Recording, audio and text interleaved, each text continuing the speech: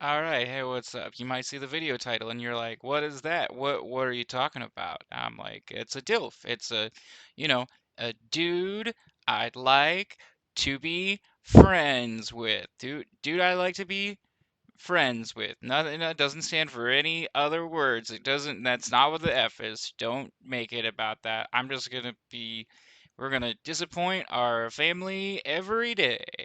DILF. Disappointing every day. I is how you spell every. I think some of you might be asking, well then what makes a DILF, dude? What propels you from being an ILF to a DILF? Well, dude, I'll there's the D. But also, dude, I'll tell you.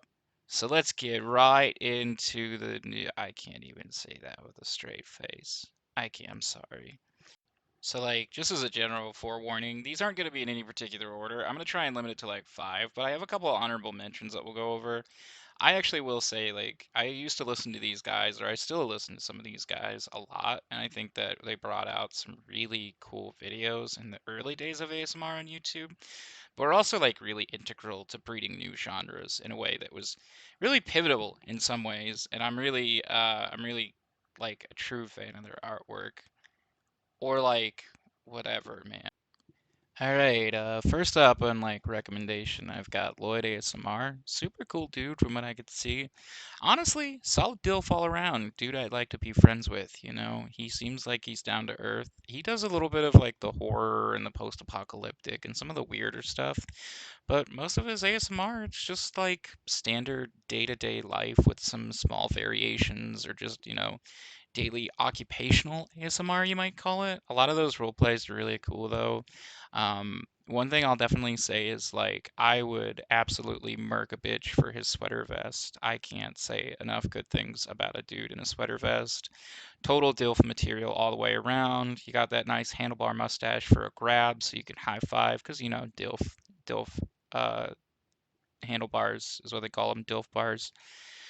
That's where when he's Dairy Queen gets the name for Dilly Bar. It's short for Dilfy Bar. And the yeah. So yeah, I think he's cool. I don't what was I saying? Anyway. Yeah, super good channel. I think he's awesome. He's a little bit less known than some of the other people I'll talk about. Definitely deserves the attention. Love his content so far. I mean for a while now, but yeah. So up next I've got JoJo ASMR. Solid young DILF in the category, you know what I mean. It's not every day you see a young DILF. You know, we've seen a couple, but dude's actually like pretty good. I think he's got some solid comedic timing. His role plays are kind of on the weirder side, which you'll see is kind of what I look to. I just think it's not outright like gore or horror, which I can appreciate getting a break from, but it's a solid like trend that I don't know if he started or maybe it just kind of picked up, and he's done a lot of videos for it, but it's like worst reviewed or worst blank, and it's anything from salons to doctors, acupuncture, which I've been trying to find more like acupuncture and allergy test role plays. Don't ask why, I don't know. But dude's always been solid performing in terms of what it is, and he puts up numbers for his videos. You could definitely see in his following, he's got, I think, almost a mil, if not a mil, subscribers, and there's a good reason why. He puts a lot of effort into it. A lot of solid things that you kind of see early hints of. It's kind of like a male version of God, what was her name? The chick who got banned. I'm trying to remember for the life of me, and I can't. Something like Boobzarella Boob. It was the chick who always did like very seductive role plays and then went to OnlyFans. I can't remember her name, but I mean, I think she's gone now. Anyway, super solid. I can't wait to see what he does. He's got a little bit of like Jisoo in him, and you can kind of feel a little bit of like Queen of Serene vibes in terms of what he uses for tingles and like almost that Heather Feather like sarcasm, which is super cool. And seeing him do it at like such a young age, I don't know, he's probably like 23, 24. I hope. Good God, that just put me in an existential crisis saying that shit. Um, it makes me like super happy to see his channel grow, and I can't say how much of like joy watching his success or watching his platform has become. So yeah, like solid DILF, solid young DILF. God damn it.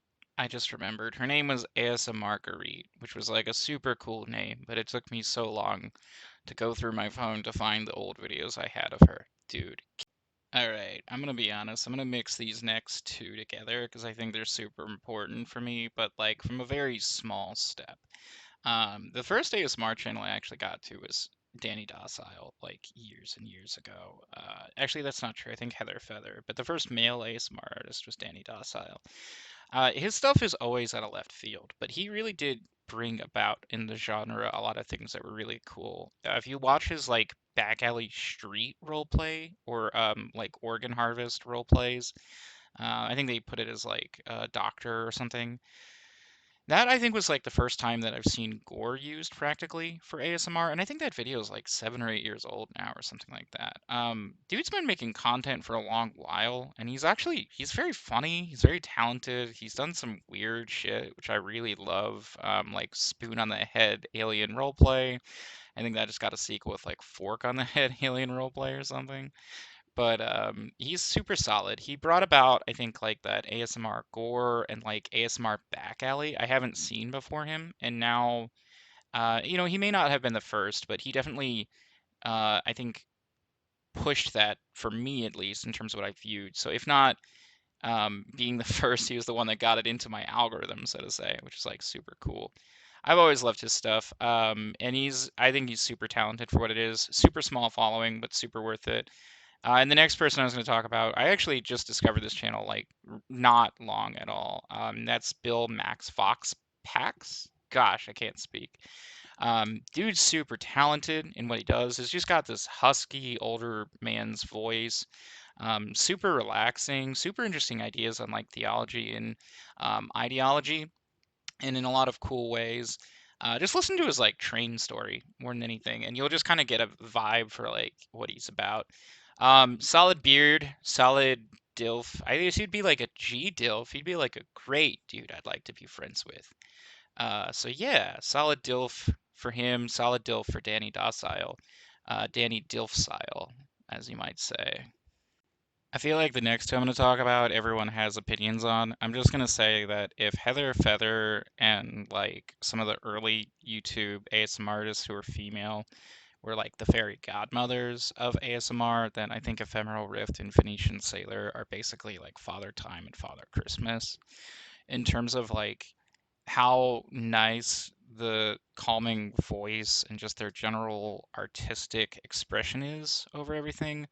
I think it like breeds a lot of serenity when I watch their videos, and just thinking back on how imperative their videos were for different things for me, just like in calmness and just finding that little bit of reprieve or relaxation from the day is super important.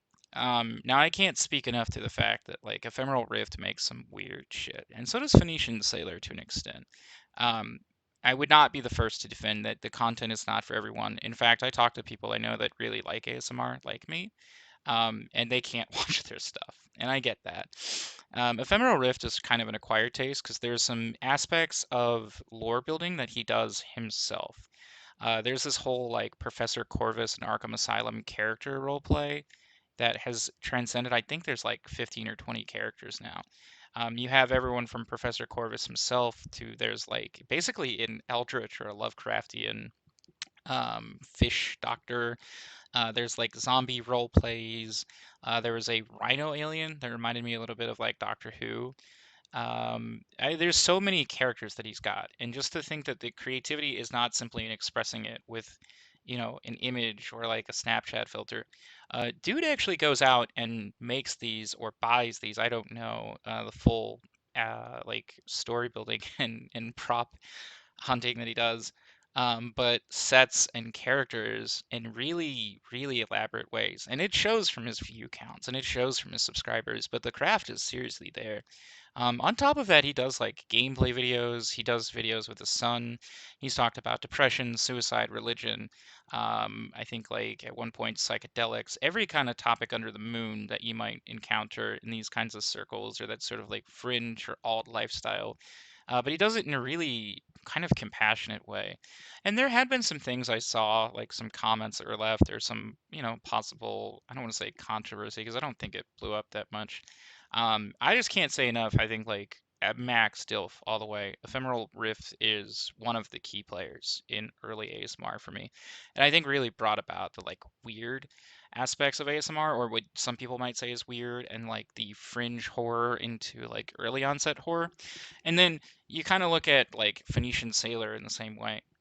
Phoenician Sailor has admittedly done a lot more, like, I don't want to say slice of life, that seems weird, but I said occupational ASMR earlier. I think that's probably a decent title, and kind of explained what his role plays were with his character and his portrayal of things, is being a little bit more down to earth, or just being a lot more natural and not necessarily horror, or not necessarily sci-fi or alt fantasy based, or fictional based in general, which is really cool. He did do some collaborations. He did a zombie role play. I think it was like a dissection garage role play, I think 4 years ago for Halloween, or maybe longer, with Ephemeral Riff. And I think they've teamed up a couple other times. I haven't seen as much. I did admittedly stop watching some videos, just finding new creators and trying to give more people a chance. Phoenician Sailor is definitely kind of like Lloyd ASMR, and that he makes a lot more of those down to earth things, which are easier for me to sort of sit back and indulge in, um, passively, or kind of while I'm working and working on smaller things that aren't as intensive. Whereas I think Ephemeral Rift is kind of like, I'm going to sit down and I'm going to enjoy this, you know, Lovecraft fish monster doctor, or, like I mentioned, any of the prosthetics and things are really cool. So I really have like a couple different escapes, but they're both super important, I think, in terms of the landscape of early ASMR. You look at people now, not so much like Chibi, but like Moon was super important. I can't remember her name for the life of me, but she's super good. There's so many that are like doing these things that I really, really like. And I think you can kind of look at like, is it Eclipse, or maybe it's Luna? She does a lot of like werewolf and vampire role plays. Kind of got their start because of Ephemeral Rift, I think, or at least got a lot of motivation from them, it seems like. But yeah, their storytelling is always impeccable. I'm kind of rambling, but I really do. I love the stuff these guys make. Can't say enough good things about it.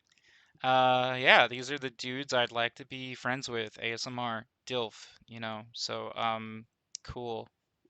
Bye.